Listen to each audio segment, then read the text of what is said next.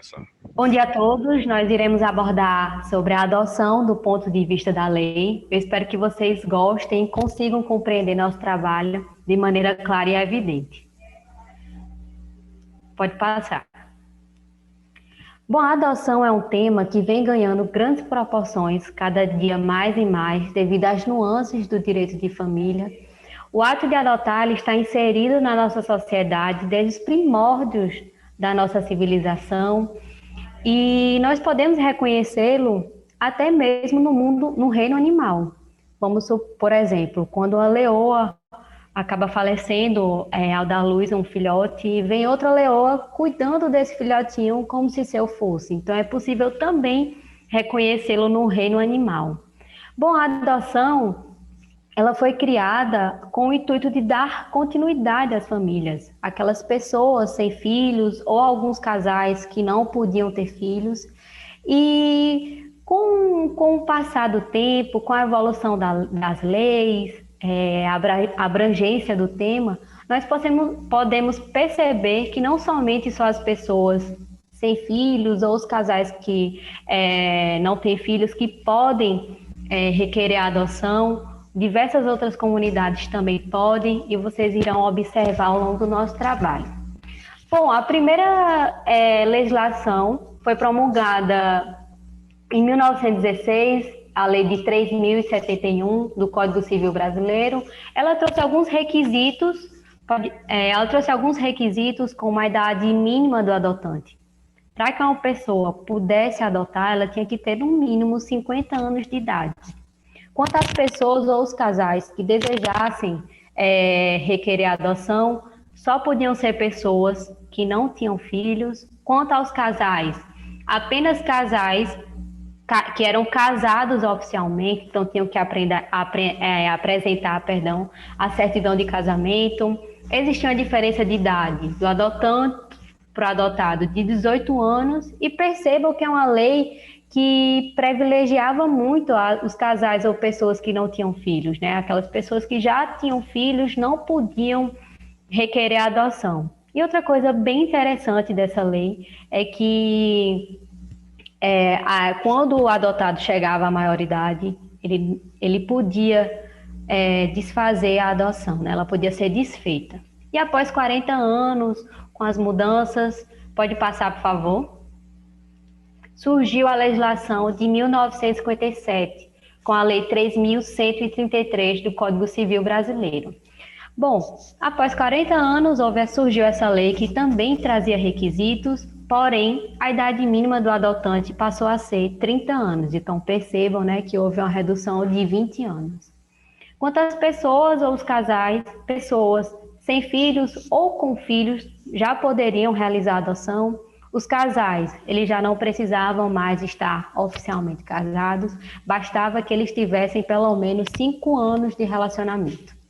Quanto à diferença de idade, também podemos observar uma evolução, passou a ser 16 anos, e já percebam também que é uma lei que já não privilegiava mais as pessoas sem filhos, os casais sem filhos, aqueles que já possuem filhos também poderiam recorrer à adoção. E após 13 anos, pode passar, por favor, surgiu a lei de 1965, a lei 4.656, que também abordava sobre a adoção e veio com a inovação, que é a legitimação adotiva. Através de uma decisão judicial, aquelas crianças que estavam em situação irregular, elas passaram a estar a par de igualdade com os filhos biológicos do casal. Então, percebam que os direitos, os deveres das crianças passaram a ser reconhecidos, né? E, além disso, a adoção ela não poderia mais ser desfeita quando o adotado chegasse aos seus 18 anos. Porém, depois dessa lei, vieram tantas outras, né? Mas só com a Constituição Cidadã de 1988, que a adoção ela foi reconhecida, ela foi vista como um ato complexo, que demanda de atenção por tratar de vidas vulneráveis, de crianças, adolescentes, e com seu artigo 227, parágrafo 5º, peço licença para dar uma lida, prevê que todas as adoções serão sempre assistidas pelo Poder Judiciário, pelo Poder Público. Ou seja, então percebam que realmente foi com a Constituição que a adoção tomou uma proporção maior. E agora, atualmente, nós temos a Lei 12.010 de 2009, que é conhecida como a Lei da Adoção, que também aborda diversos outros requisitos que serão melhor abordados por Davi. Então, passo a palavra para ele. Desconfortável demais você falar, não tem ninguém vendo. Vou falar um pouco primeiro sobre o Estatuto da Criança e Adolescente, que fala mais sobre a adoção, e depois eu vou passar para os procedimentos que está nessa lei da adoção 12.010. Passa. Bom, atualmente, para você ser um adotante no Brasil, o Estado Civil, o sexo, a nacionalidade, eles não interferem nessa capacidade ativa.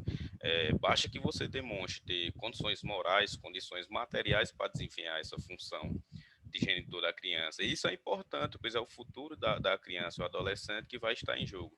E com certeza se deve prover com carinho e afeto. E agora eu vou falar um pouco sobre os requisitos que estão elencados no Estatuto da Criança e do Adolescente, e basicamente são 6, 7 artigos que servem como requisitos. Primeiro, o adotante ele deve ser maior de idade, ou seja, possuir 18 anos, independente do seu estado civil, casado, solteiro. Deve haver essa diferença de 16 anos entre o adotante e o adotado, como Bianca mencionou, e vigora até hoje. Deve haver o consentimento dos pais ou desses representantes legais de quem se deseja adotar. E se os pais eles forem desconhecidos ou destituídos do poder familiar, será dispensado esse consentimento. Aí vai ter que ser apto para adotar. Deve haver uma concordância do adotado. Se ele possuir mais de 12 anos de idade, tem que ser feito através de processo judicial e tem que haver também um efetivo benefício para o adotando. Segundo o artigo 43, segundo o artigo 43, a adoção ela será deferida quando apresentar reais vantagens para o adotando. E tem que se fundar também em motivos legítimos, né? Outro ponto importante que a legislação elucida é que tem que haver esse período de convivência, um período de estágio que será no máximo 3 meses e no mínimo de 1 mês, segundo o artigo 46. Outro ponto importante sobre aqui. Outros adendos importantes são o artigo 49 e o artigo 42. Eu vou fazer a breve leitura e vou fazer a explicação. Artigo 49. A morte dos adotantes não restabelece o poder familiar dos pais naturais, ou seja, se os adotantes morrerem ou serem destituídos do poder familiar, a guarda da criança não vai voltar para os pais naturais, porque já foram destituídos, vai prevalecer a guarda do Estado. Já o artigo 42, parágrafo 1º, que se trata dos ascendentes e descendentes, que não podem figurar esse papel de adotante, pois eles já se caracterizam como sucessores naturais da guarda da criança. E travou aí? Responde aí rapidinho mesmo. Não. Tá ok. É porque eles já se caracterizam como sucessores naturais dessa guarda da criança e pode acontecer por 3 motivos. Quando os pais perdem a guarda, que acontece quando o pai ou mãe castigam imoderadamente o filho, deixam em abandono, praticam atos contrários à moral e aos bons costumes. E agora os procedimentos que estão elencados na Lei 12.010, que é a Lei de Adoção. Eu vou fazer a leitura rápida, superficial, que não dá para muito adentrar nisso, que é quanto aos requisitos da petição inicial para você fazer o pedido de adoção. Depois de cumprir aqueles requisitos que estão no Estatuto da Criança ou Adolescente, você tem que cumprir esses requisitos da petição. E basta que é necessário que você seja apto para a adoção e demonstre ter interesse. Artigo 197-A. Os postulantes à adoção domiciliados no Brasil apresentarão petição inicial na qual conste qualificação completa das partes, os dados familiares, cópias dos documentos, cópias da cédula de identidade, inscrição de CPF, comprovante de renda e domicílio, atestado de sanidade física e mental, certidão de antecedentes criminais, certidão negativa de distribuição civil, e entre outros que não estão elencados nesse artigo. O artigo 197b trata do posterior a essa petição. A autoridade judiciária, no prazo de 48 horas, dará vistas dos autos ao MP, que no prazo de 5 dias poderá. Aí ela vai falar se você é apto ou não para constituir essa adoção. Agora eu vou passar a palavra para a Bianca, ela vai falar um pouco sobre os efeitos dessa adoção no Brasil.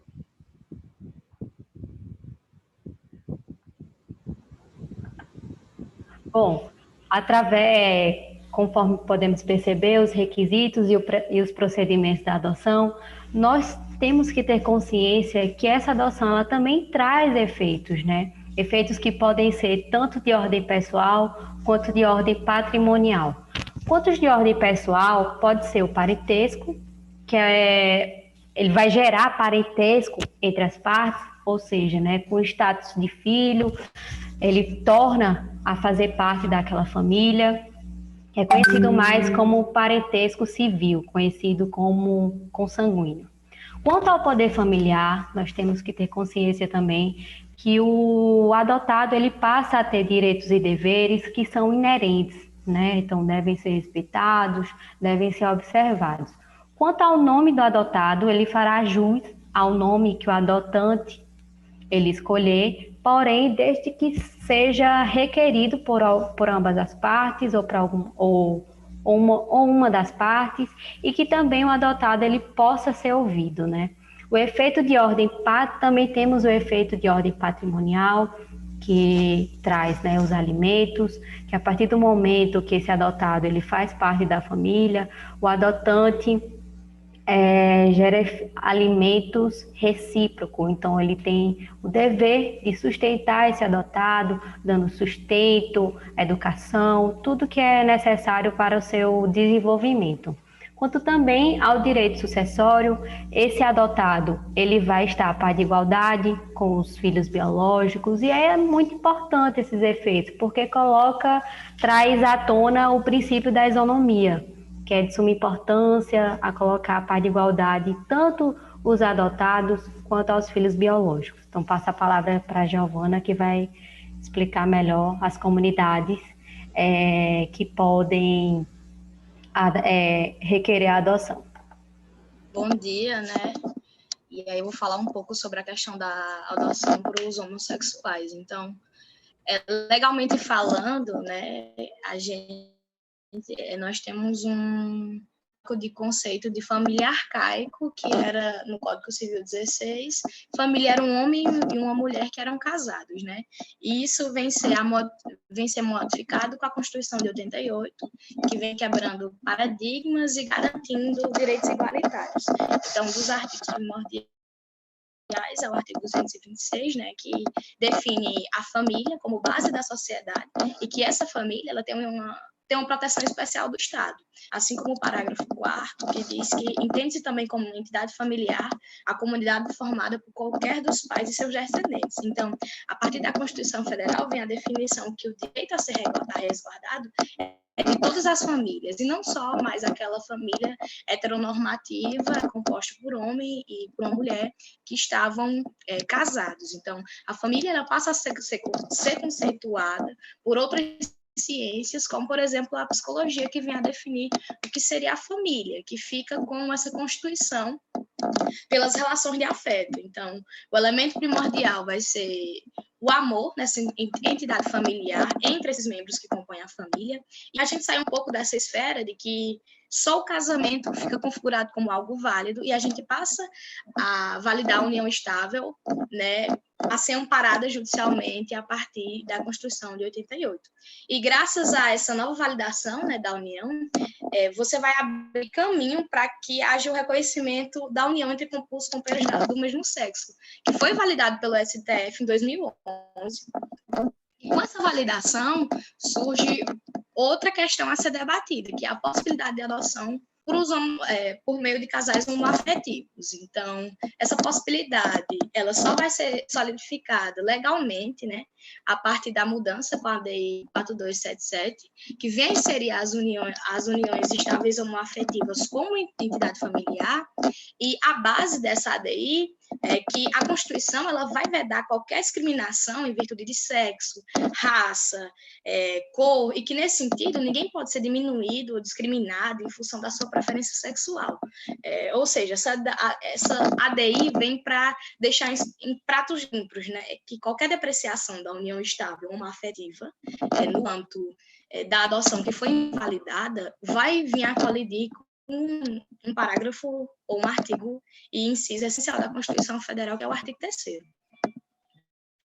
Então, sendo assim, as disposições legais, né, que o adotante deve ser marido e mulher ou viver em união estável, ela não vai excluir a possibilidade de adoções por homossexuais, já que qualquer pessoa pode adotar.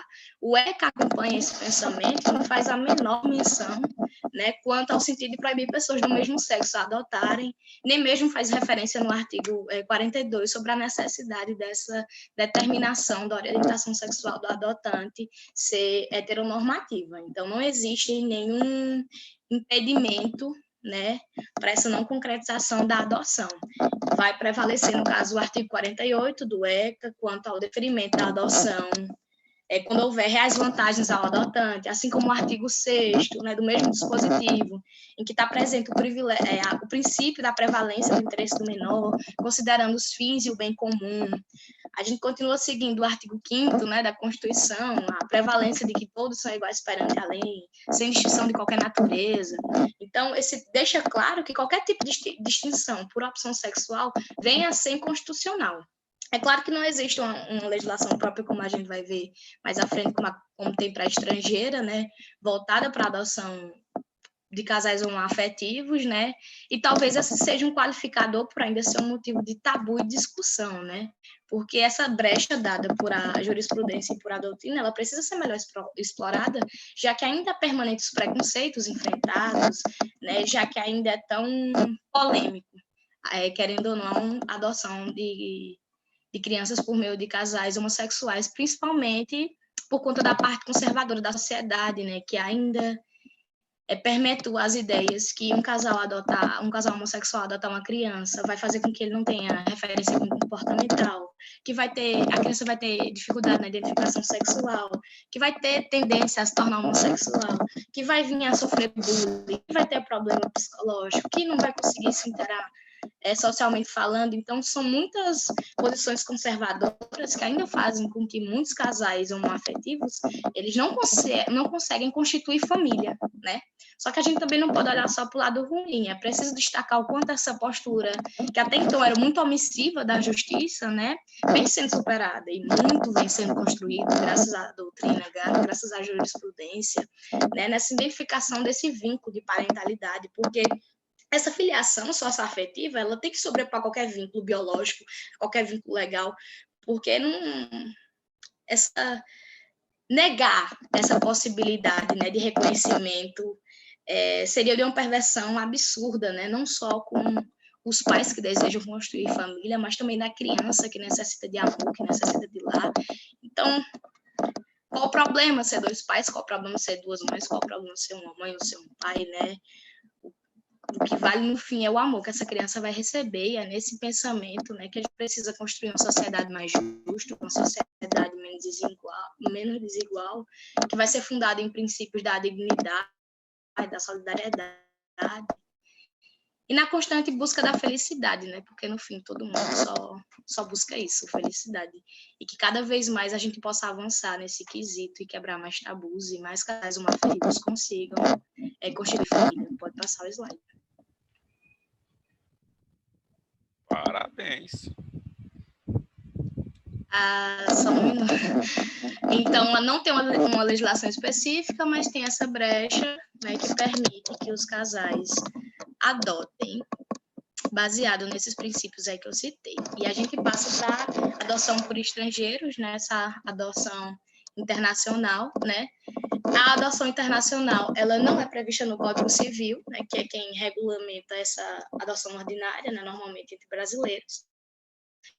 Ela vai ser abarcada a partir do artigo 51 do ECA, né? Essa modalidade de adoção, ela vai ocorrer quando esse pretendente possui residência no país que faça parte da Convenção de Haia, de 29 de maio de 93, e também que tem a intenção de adotar uma criança do país que também tem assinado esse pacto. Então, por exemplo, se a criatura for dos Estados Unidos e quiser adotar uma do Brasil, pode, porque ambos assinaram os pactos. É importante destacar que existem muitas polêmicas quanto, né, à adoção por estrangeiros, principalmente sobre abrir precedentes para sequestro, tráfico internacional de crianças, corrupção, que essa adoção, né, vai dificultar o acompanhamento, que é obrigatório, né, dessa criança, né, pelos órgãos que vão acompanhar a adoção, e também quanto à violação do direito à identidade da criança, né? Até porque ela vai ser levada para outra localidade, ela vai ver outra realidade. Mas apesar disso, né, a gente tem que sempre olhar pelo lado bom e acreditar que as pessoas, né, querem fazer o melhor. E aí a gente vai para alguns requisitos da doação, né, que são essenciais. Eles vão estar previstos, como eu já disse, no artigo 51 da Lei 8.000 de 69, de 90, e o parágrafo 1º, ele vai enumerar o que deve estar comprovado, né, para que isso possa se realizar. E o inciso 1º, ele vai basear no princípio do melhor interesse da criança, né, ou seja, o que traz mais benefício para o adotado, e é de extrema importância que se analise todos os pormenores da adoção, como é feito entre os brasileiros, só que com mais rigor, por se tratar realmente de uma pessoa que é fora do convívio, é fora da nossa cultura, né? E é também importante destacar que, por exemplo, os brasileiros que residem no exterior, que querem adotar crianças brasileiras, elas vão ter privilégios, né, no caso, preferência em detrimento aos estrangeiros. E com isso, eu finalizo minha fala. Bom, como Giovana melhor abordou, né, de fato a adoção por estrangeiro, ela é bem mais rigorosa do que a adoção no Brasil. Nós podemos perceber com o inciso 2º, né, que diz que foram adotados todas as possibilidades de colocação da criança ou adolescente em família adotiva brasileira, com a comprovação, certificado nos autos da inexistência de adotantes habilitados residentes no Brasil com perfil compatível com a criança ou adolescente, após consulta aos cadastros mencionados. Ou seja, né, para que essa criança ou adolescente ele possa ser amparado por uma família estrangeira, deve ser analisado de maneira estritamente cuidadosa, principalmente porque a criança ela só vai ser adotada por um estrangeiro. No último caso, é um caso de extrema excepcionalidade, vai analisar se realmente não tem nenhuma família brasileira que esteja na fila, que possa vir adotar essa criança. Então, só vai haver mesmo a adoção estrangeira quando houver qualquer possibilidade esgotada de alguma família brasileira poder vir adotar essa criança. E no seu inciso 3º, que diz que, em se tratando de adoção de adolescentes, que este foi consultado por meio adequado ao seu estágio de desenvolvimento e que se encontre preparado para a medida, mediante parecer elaborado por equipe interprofissional. Ou seja, para que essa criança, esse adolescente ou a criança, ele seja colocado, inserido em uma família, é necessário que os documentos sejam analisados para saber se realmente tem algum impedimento que aquela criança possa ser adotada, ou se tem algum documento. Então, deve ser realmente analisado, né? Porque a família deve estar preparada para receber essa criança, não só a família, mas também analisar o cadastro, se é possível ou não. E esse requerimento, ele é requerido, né, por a equipe interprofissional, que vai analisar ou não. Então, além disso, por que tem esse maior cuidado? Porque a gente vê muito caso de tráfico de criança, né? Então, para não haver nenhuma violação, nenhum dano à integridade dessa criança, então o rigor deve ser realmente efetivado e analisado para que essa vida vulnerável seja respeitada e cuidada. Passo a palavra para Davi.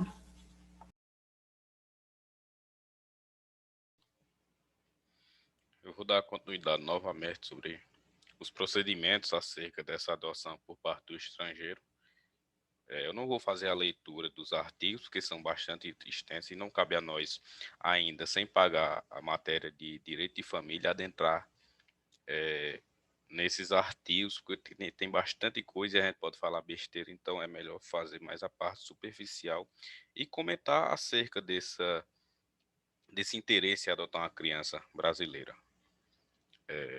Primeiramente, ela deve ser formulado um pedido de adoção à autoridade central do país em que os adotantes residem. Depois de fazer esse pedido de adoção, eles vão ser questionados, vão ser habilitados e vão se tornar aptos para adotar essa criança, e vai haver um relatório acerca dessas qualidades e características do adotante. Posteriormente, será enviada uma cópia para a autoridade central do Brasil, com toda essa documentação necessária para fazer a adoção. Depois desses trâmites legais, vai ter laudo psicossocial, laudo físico, laudo psiquiátrico, vai ter que ter uma demonstração de que ela possui. Só um minuto. Vai ter que ter uma demonstração que essa pessoa ela possui condições morais e materiais para criar essa criança. Carlos Roberto Gonçalves ele traz uma crítica bastante interessante, que ele entende que esse laudo que será enviado, ele pode ser dispensado nesses casos excepcionais, quando tem uma maior efetividade entre a criança e os pais, quando já tem esse estado probatório, a criança se sentiu bem nessa casa, teve essa investigação por parte do Brasil para saber se a criança estava no ambiente familiar, que ela poderia ser criada com carinho e amor. Então, esse laudo poderia ser dispensado, poderiam deixar a formalidade de lado se a criança se sentisse bem em morar, em ser adotada pelos estrangeiros. Vamos finalizar aqui a gravação. Obrigado a todos que assistiram até agora. Espero que vocês tenham gostado.